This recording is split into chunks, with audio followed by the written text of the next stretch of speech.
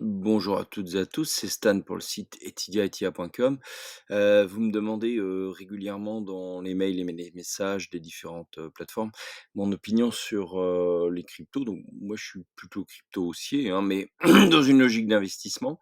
Et vous êtes très inquiet de ce qui se passe et c'est tout à fait, légitime. Donc je vous propose simplement d'étudier l'Ether qui est vraiment, je pense aujourd'hui, un point central. Peut-être tout autant que le BTC, mais je pense que là, il y a vraiment, le déterminant se traduit surtout, là-dedans. Donc l'Ether, d'un point de vue graphique, c'est pas beau. On va pas se le cacher, mais c'est pas beau depuis un paquet de temps que c'est pas beau, hein. C'est pas beau depuis l'année dernière. Ça fait 1 an que le marché a tout simplement purgé, je dézoome volontairement pour vous montrer, que selon les années, là, on a quand même, fait de grosses purges d'excès, hein, donc forcément, on a tout lessivé. Est-ce que FTX est le scandale final? Je n'en sais rien. Alors on a ici, cette zone, hein, qui est immense, de support. Ce qui me chagrine, là-dedans, c'est qu'on l'a quand même défoncé ici, trop fort à mon avis, en juin 2022. On l'a enfoncé trop fort et on n'arrive pas à repartir. Il y a des tentatives. Alors, en même temps, la dernière chute, le truc a quand même été costaud parce que le scandale était d'ampleur et quelque part, on n'est pas descendu aux abîmes pour autant.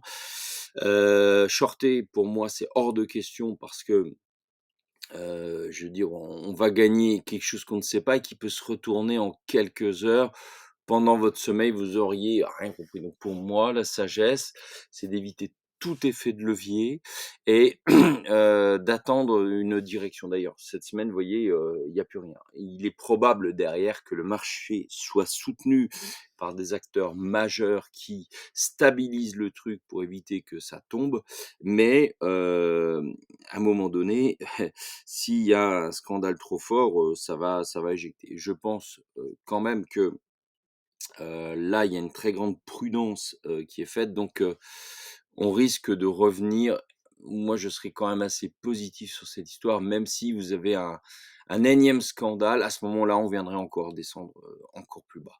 Mais le marché reste très difficile. Sur les stos, je peux pas vous dire parce que est-ce que ça a vraiment du sens dans cette situation? Pour moi, non. Hein. Pour moi, non.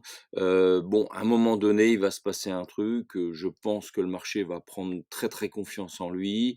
On va, repartir, voilà. Donc là, c'est beaucoup, beaucoup d'inconnus, mais alors, dans beaucoup de contreparties de crypto. Comprenez quand même que, même si là, on a ce range avant de repartir, il est quand même, très boiteux. Donc, situation très difficile.